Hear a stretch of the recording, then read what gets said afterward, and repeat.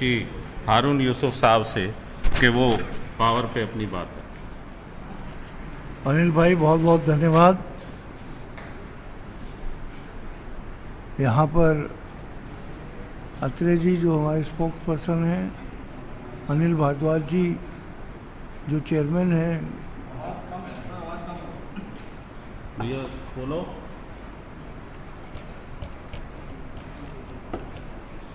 Hello, क्या हुआ? बड़ी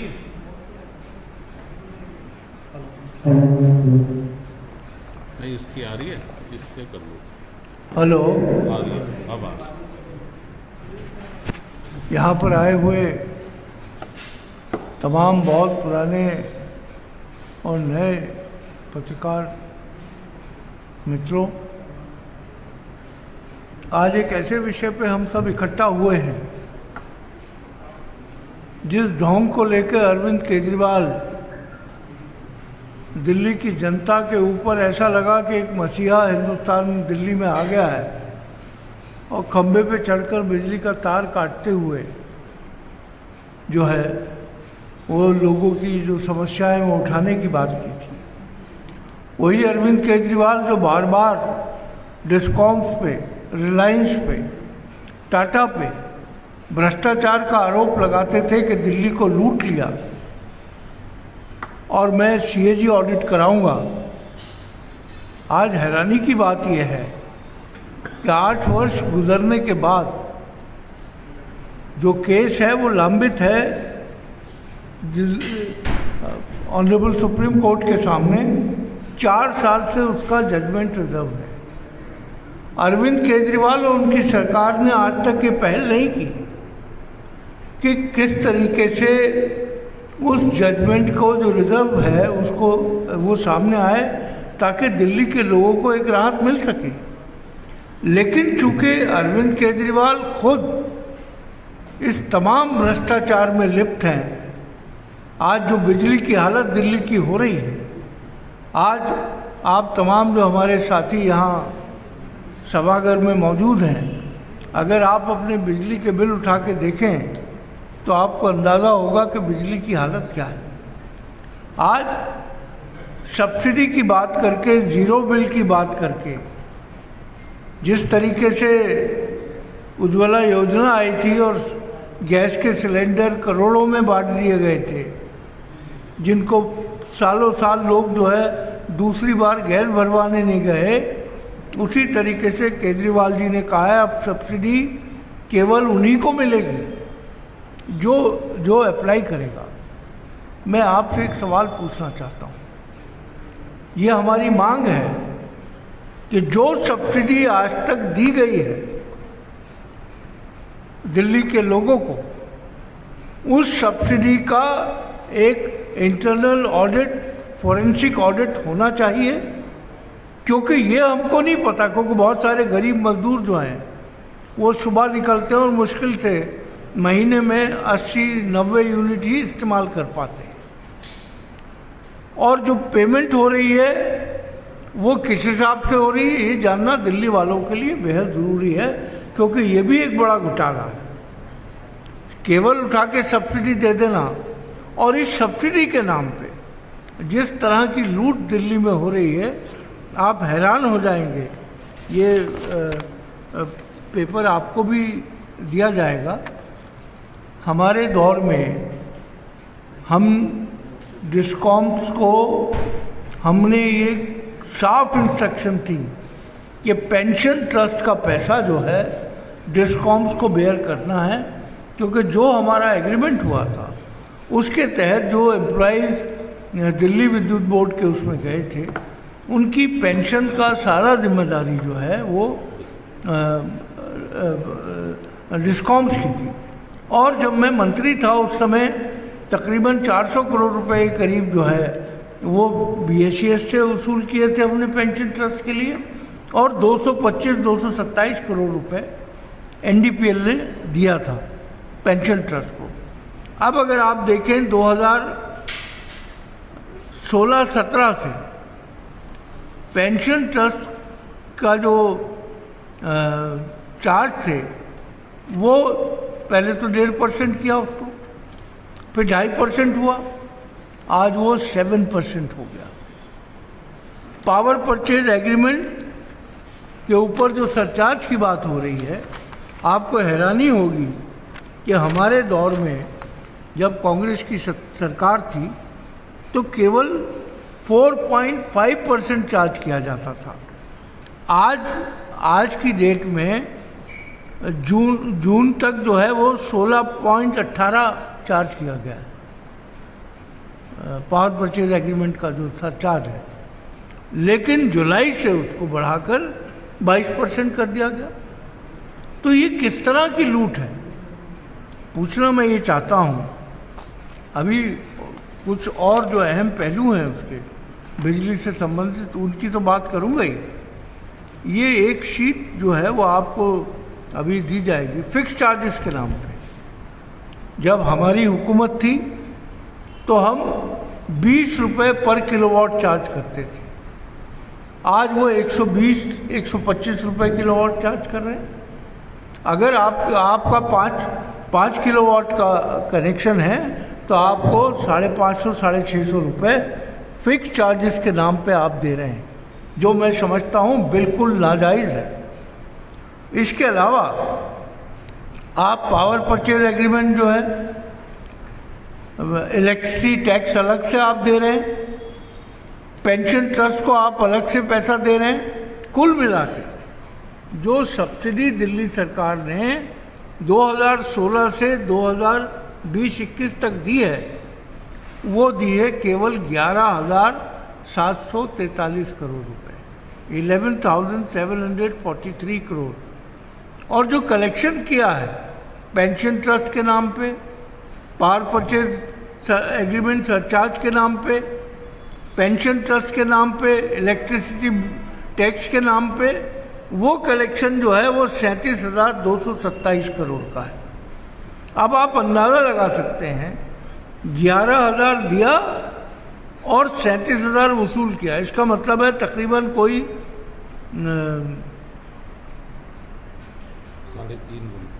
23,500 करोड़ से ज़्यादा की कमाई डिस्कॉम्स को अरविंद केजरीवाल जो दिल्ली के लोगों को राहत देने की बात करते थे, उन्होंने ये सारी चीज़ जो है बिजली कंपनियों को दी है।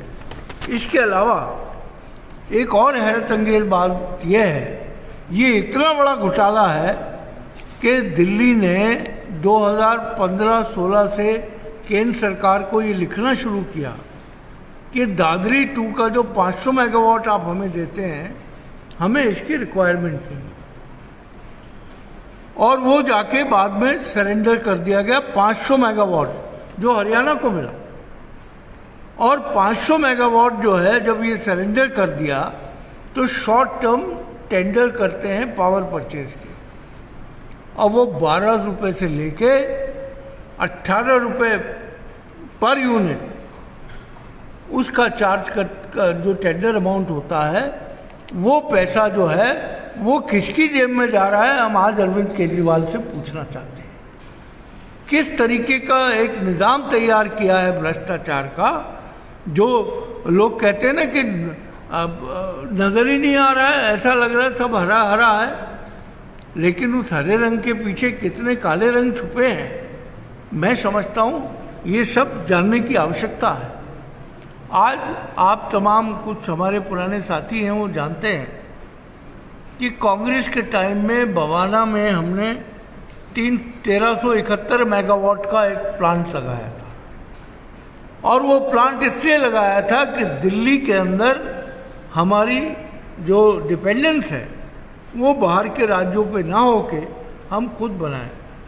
बेहतरीन आधुनिक बवाना पावर प्लांट तैयार किया गया, उसका जो एवरेज कॉस्ट था वो 2 रुपये 53 2 रुपये 80 पैसे के हिसाब से आ रहा था। आज तक अरविंद केजरीवाल ने इस बारे में एक बात नहीं की कि वहाँ से केवल 1371 के बजाय केवल 217 मेगावाट बिजली पैदा हो रही है, और बाकी जो है वो टेंडर से बिजली खरीदी जा रही है। इसके अलावा प्रगति वन जो हमारा राजघाट के पास है, उसकी इंस्टॉल्ड कैपेसिटी थी 330 मेगावाट। उस इंस्टॉल कैपेसिटी से आज जनरेशन जो है वो केवल 145 मेगावाट का हो रहा। तो अगर हम जो आज अब जो 500 मेगावाट जब हमने सरेंडर कर दिया दादरी 2 का एनटीपीसी को, तो चलकर आ जाते हैं अडानी जी अपनी पावर लेके। मैं ज़्यादा तफसील में नहीं जाऊंगा। श्रीलंका में भी 500 मेगावाट का ही चक्कर था और देश के बड़े महान नेताओं ने उसके लिए अप्रोच किया वहाँ पर। वही 500 मेगावाट अरविंद केजरीवाल की सरकार ने वो अडानी जी को दे दिया गया। अडानी जी सप्लाई कर रहे हैं पिछले साल दिसंबर से जो है अडानी जी की 500 मेगावाट दिल्ली में आ रही है। जबकि हमने long term power purchase agreements इसलिए किए थे, चाहे वो उनचार से हो, चाहे वो वेस्ट बंगाल से हो, चाहे दादरी हो, चाहे दूसरे हो, उसका सिर्फ एक मकसद ये था कि long term power purchase agreement में आपको कम दरों के ऊपर यूनिट उपलब्ध होते हैं, क्योंकि उसके अंदर वो रिस्क भी होता है, कभी कभी पावर का उतना कंजम्पशन नहीं होता है। वो तमाम चीज़ों को कवर करते हुए हमेशा बायलैटरल लॉन्ग टर्म एग्रीमेंट जो हैं उनके अंदर जो है बहुत सस्ते दामों पर बिजली मिल जाती है। यहाँ हरियाणा को सरेंडर कर दी। मुझे ये समझ में नहीं आता कि केजरीवाल जी के क्या क्या रिश्ते किससे किस तरह के हैं, लेकिन अगर आप इसको गहराई से देखेंगे तो आपको साफ लगेगा कि कभी वो भारतीय जनता पार्टी से मिल जाते हैं, कभी भारतीय जनता पार्टी के बड़े महान नेताओं को खुश करने के लिए अडानी जी को 500 मेगावाट दिल्ली में दे देते हैं। आज दिल्ली की हालत यह है कि लोग तराई तराई कर रहे हैं। अरविंद केजरीवाल जी तो ऐसा लगता है कि हातम ताई हैं।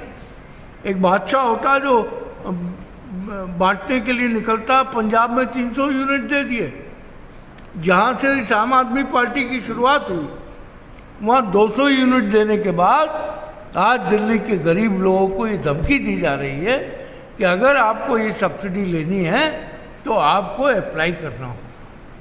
मैं आज आपके माध्यम से ये मांग करती है प्रदेश कांग्रेस कमेटी कि जितना भी सब्सिडी है वो डायरेक्ट ट्रांसफर बेनिफिट के माध्यम से लोगों के खातों में दिया जाए, ताकि जो हेरा फेरी डिस्कॉम्स के साथ मिलके सरकार कर रही है उससे लोगों को राहत मिले। और मेरी मांग ये भी है कि जब अरविंद केजरीवाल जी पंजाब में 300 मेगावाट 300 यूनिट बिजली फ्री दे सकते हैं, तो क्यों दिल्ली के लोगों को, जिन्होंने उन्हें इस काबिल किया कि वो आज बांटते फिर रहे हैं दूसरे राज्यों में सपने और बेचते फिर रहे हैं लोगों को ख्वाब, और लोगों को ये पता चलना चाहिए कि आज दिल्ली की हालत क्या है जिस दिल्ली ने इनको केजरीवाल बनाया। तो और बहुत सारे मुद्दे हैं, उन पे बाद में चर्चा बराबर कांग्रेस पार्टी करती रही है, लेकिन मैं समझता हूँ कि आज जो सबसे अहम मुद्दा है कि केजरीवाल जी से हम मांग करते हैं कि सीएजी ऑडिट कराने के लिए सुप्रीम कोर्ट जाए और अपनी ईमानदारी अगर उनमें बची है थोड़ी बहुत तो जाकर सुप्रीम कोर्ट से जो जजमेंट पिछले 4 वर्षों से रिजर्व पड़ा है उस जजमेंट को निकलवाएं। और कोर्ट अगर आदेश देता है कि सीएजी ऑडिट करेगी तो मैं समझता हूँ दिल्ली के लोगों को बहुत ज़्यादा राहत मिलेगी।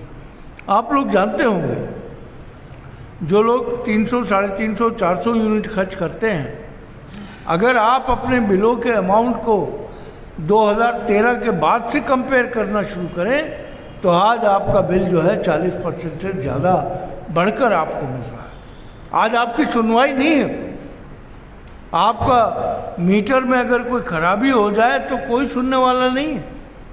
हमारे टाइम में मेरे घर पर, मुख्यमंत्री के घर पे बिजली के तमाम अधिकारी बैठा करते थे और निर्णय लिया करते थे कि गरीब आदमी परेशान न हो। आज दिल्ली के अंदर जो झुग्गी झोपड़ी में रहते हैं गरीब लोग हैं जो मजदूरी करके अपना जीवन व्यतीत करते हैं, मैं समझता हूँ उनको राहत देने के लिए हम दिल्ली के अंदर जो है सीएजी का ऑडिट होना लाजमी है। और अगर अरविंद केजरीवाल जी में थोड़ी भी ईमानदारी बाकी है, अगर वो किसी चीज़ पे थोड़े भी सच्चे हैं, तो कम से कम सीएजी का ऑडिट जो है वो जो है सीएजी से कराना चाहिए। और 6 सालों में जो फिक्स चार्जेस पीपीए जो पावर परचेज एग्रीमेंट्स के नाम पर जो रेट बढ़ाए, फिक्स चार्जेस बढ़ाए, जो जिसमें 23,000 करोड़ रुपए कमाए गए हैं, ये इनको कम करके दिल्ली के लोगों को राहत दी जाए और लोगों की आंखों में धूल ना झोंकते हुए ये जो अब एक नया झुंझुना लाए कि 6% सरचार्ज देना पड़ेगा।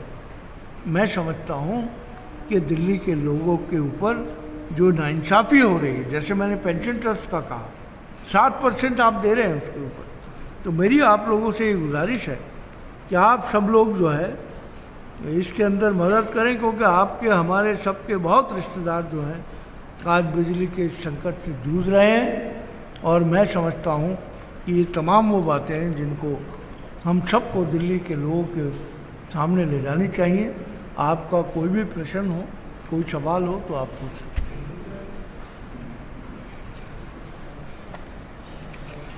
शुक्रिया हारून भाई। आपके सवाल आने से पहले प्रदेश कांग्रेस कमेटी दिल्ली की तरफ से जो डिमांड माननीय हारून यूसुफ साहब ने रखी, दिल्ली में डिस्कॉम का ऑडिट की बात है, बिजली कंपनियों के सीएजी ऑडिट की डिमांड है, और जो बढ़ोतरी है 6% के सरचार्ज लगाने की, और दूसरे जो बढ़ोतरी चाहे पेंशन के रूप में चाहे फिक्स चार्ज के रूप में, इनके बढ़ोतरी को वापस लेने की डिमांड है। इस डिमांड को लेकर कल दिल्ली प्रदेश कांग्रेस कमेटी चौधरी अनिल कुमार जी के नेतृत्व में मुख्यमंत्री आवास का घेराव कर रही है। तो आपको निमंत्रण भी है हमारा, क्योंकि आपके ही माध्यम से, आप पत्रकार साथियों की जागरूकता से ही लोगों तक सच्चाई पहुंचती है। जो अभी हारून भाई भी जिसका जिक्र कर रहे थे कि आप से शेयर कर रहे थे डिटेल्स में, उसको लेकर प्रदर्शन है कल सुबह, तो उसमें भी आप आमंत्रित हैं।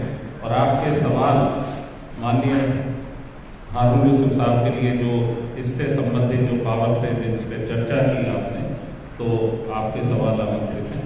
कृपया अपने सवाल करिए। Thank you.